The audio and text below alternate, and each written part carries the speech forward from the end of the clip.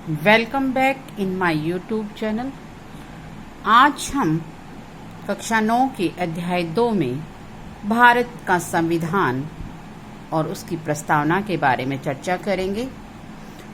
सबसे पहले तो हम देखते हैं भारत के संविधान के प्रथम पृष्ठ पर लिखा है, भारत का संविधान हम भारत के लोग, अर्थात भारत के संविधान का निर्माण और जो उसके अंदर कानून बनाए हैं वे भारत के लोगों के द्वारा और लोगों के द्वारा चुने हुए प्रतिनिधियों के माध्यम से बनाए गए हैं, ना कि हमने उसे किसी राजा या अन्य बाहरी व्यक्ति से प्राप्त करा। कहने का मतलब है हम भारत के लोग, यानी हम खुद अपने लिए एक संविधान का निर्माण कर रहे हैं।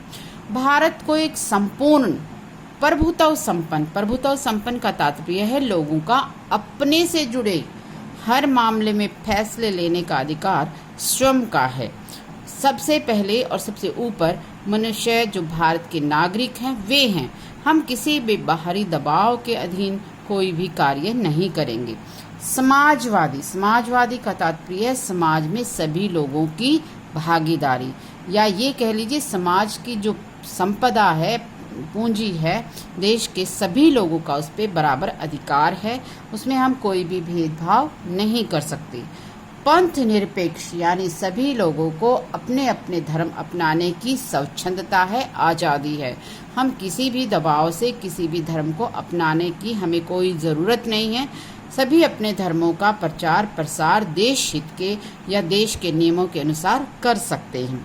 लोकतंत्रात्मक सरकार का एक ऐसा स्वरूप जिसमें लोगों के द्वारा, लोगों के लिए और लोगों की भलाई के द्वारा ही शासन होता है। लोग अपने रिप्रेजेंटेटिव प्रतिनिधित्व चुनते हैं और वो रिप्रेजेंटेटिव या प्रतिनिधित्व सरकार जनता के प्रति जवाबदेह होती है। कार्यशैली उनकी जो भी होगी वो जनता के हितों की रक्षा करती है। गणराज्य, गण का मतलब कुछ ग्रुप, गण का मतलब समूह। शासन का प्रमुख लोगों द्वारा चुना हुआ व्यक्ति है, ना कि किसी राजा या राजा का पुत्र है।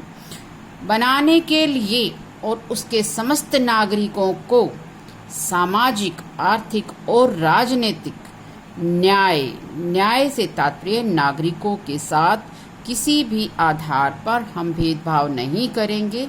वो भेदभाव ना जाति के आधार पे हो, धर्म के आधार पर हो, लिंग के आधार पर, यानी संविधान के सामने सभी लोग समान हैं। प्रतिष्ठा और अवसर की समता प्राप्त करने के लिए उन सब में व्यक्ति की गरिमा और राष्ट्र की एकता और अखंडता सुनिश्चित करने के लिए, बंधुता बढ़ाने के लिए दृढ़ संकल्प होकर अपनी इस संविधान सभा में 26 नवंबर 1949 को हमने ऐतत द्वारा यानी इन सब लोगों द्वारा संविधान को अंगीकृत, अधिनियमित और आत्मार्पित करते हैं। यहाँ पर समता का तात्पर्य फिर से वही है, कानून के समक्ष सभी लोग समान रूप से हैं। बंधुता का तात्पर्य है हम ऐसा आचरण करें कि भारत के नागरिक मिलकर एक परिवार का निर्माण करें, यानी हम किसी भी आधार पर एक दूसरे का ना शोषण करें, एक दूसरे से भाईचारे की भावना हम रखें।